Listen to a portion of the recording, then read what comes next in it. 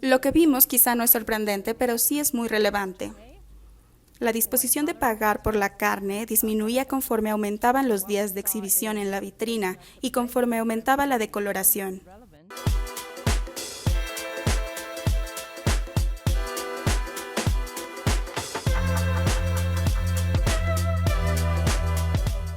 Hola, comiendo la carne, bienvenidos a su plataforma de Mitzvah versión en español. Mi nombre es Francisco Nájar y continuamos aquí en el RMC 2024 con una buena amiga proveniente de Alemania, Anika Thies.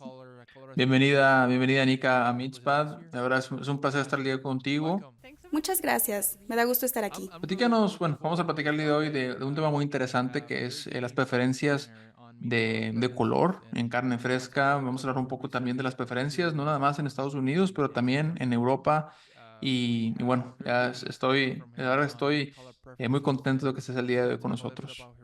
Tuve el placer de venir a CSU y de trabajar con Mahesh Nair y con su equipo en el Departamento de Ciencias Animales. Esto durante un proyecto de postdoctorado.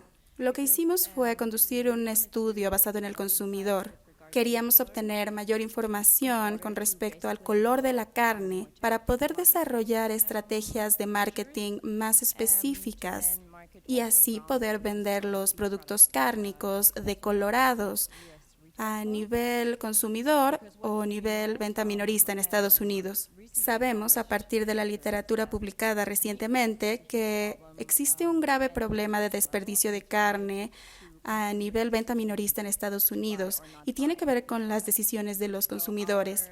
Nuestro artículo está en proceso de ser publicado y se encuentra bajo revisión en este momento. Uno de nuestros principales hallazgos fue que los consumidores prefieren el color de la carne al verlo de manera lineal. Entonces nos fijamos en distintas fechas de exhibición o de decoloración e intentamos de evaluar la preferencia de los consumidores a través de un experimento. Se les mostró a los consumidores distintas combinaciones de producto, enfocándonos sobre todo en tres atributos: color, precio y descuento.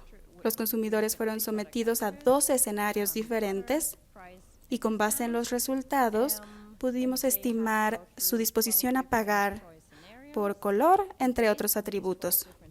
Lo que notamos quizá no es sorprendente, pero sí es muy relevante. La disposición de pagar por la carne disminuía conforme aumentaban los días de exhibición en vitrina y conforme aumentaba la decoloración. Es así que pudimos demostrar con este estudio que después de 7 días de exhibición en la vitrina, la carne podía ser vendida todavía, sin embargo, con un descuento importante. Y con 9 días de exhibición en la vitrina era casi imposible vender la carne. De hecho, habría que compensar financieramente al consumidor para que eligiera dicho producto.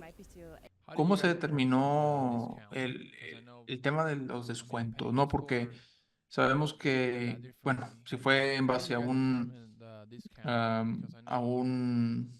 tabla, cómo hicieron esa numeración. Sabemos que puede ser por día o por lote también. Yo creo que sería interesante que nos explicaran cómo determinaron esta parte. Básicamente fuimos a los supermercados y vimos sus estrategias de descuento. Luego implementamos las etiquetas en los productos, ya sea que añadiéramos un descuento de 30% de descuento o bien ningún descuento. También indicábamos cuánto dinero se estaba ahorrando el cliente al elegir determinado producto, tal como sucede en las tiendas. Y esto fue principalmente en empaques aeróbicos con la película de polivinil, ¿correcto? ¿Qué músculos se utilizó? Nosotros utilizamos cortes de lomo solamente.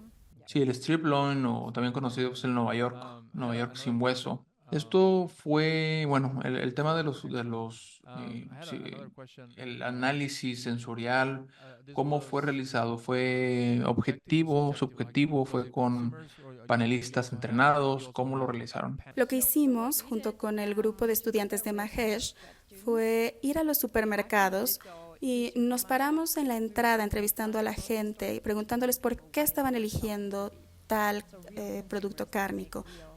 Se trataba de las decisiones de las personas en el día a día. Excelente. Pues hemos estado platicando con varios compañeros, colegas aquí en el sector cárnico, profesores, también líderes en la industria de la carne, no nada más en Estados Unidos, pero también desde la industria cárnica global.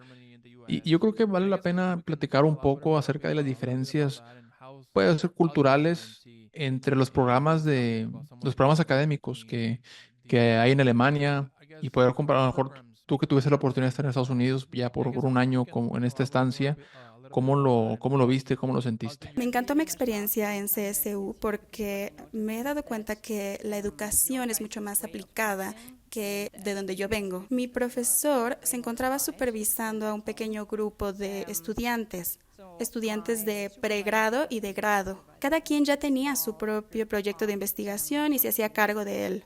Y no solamente podían llevar a cabo investigaciones reales, sino que ya estaban publicando sus resultados. Y eso me encantó sobre el concepto de CSU, porque es totalmente distinto a lo que yo estoy acostumbrada. En Alemania, por ejemplo, es mucho más teórico. Tenemos grupos de estudiantes mucho más grandes. Cuando yo fui a la universidad tenía un grupo de 500 estudiantes y realmente el profesor impartía la asignatura, pero no teníamos esa experiencia de aplicar la ciencia. Es algo que atesoro mucho de aquí. Fuimos un pequeño equipo en el Departamento de Ciencias Animales y trabajamos muy de cerca con enfoques interdisciplinarios. Eso me encantó y me hizo aprender muchísimo. Y en verdad la verdad, un background único, tienes un perfil, pues, que no todos tienen la oportunidad de, pues, tener esa oportunidad de estudiar en dos países. Y bueno, a lo mejor, si nos pudieras platicar un poco de tu actual rol en Alemania como asociada, investigadora y asociada, y ahí en Alemania. Actualmente yo trabajo en el Instituto Tunen de Análisis de Mercado. Se trata del Instituto Federal de Investigaciones que asesora al Ministerio de Alimentos y Agricultura en Alemania. Cuando el ministerio tiene alguna duda sobre los mercados de carne, de alimentos, los consumidores, entre otros tópicos, nos piden llevar a cabo investigaciones para luego desarrollar recomendaciones de políticas. Basándose en estas recomendaciones, el ministerio toma decisiones y desarrolla políticas públicas.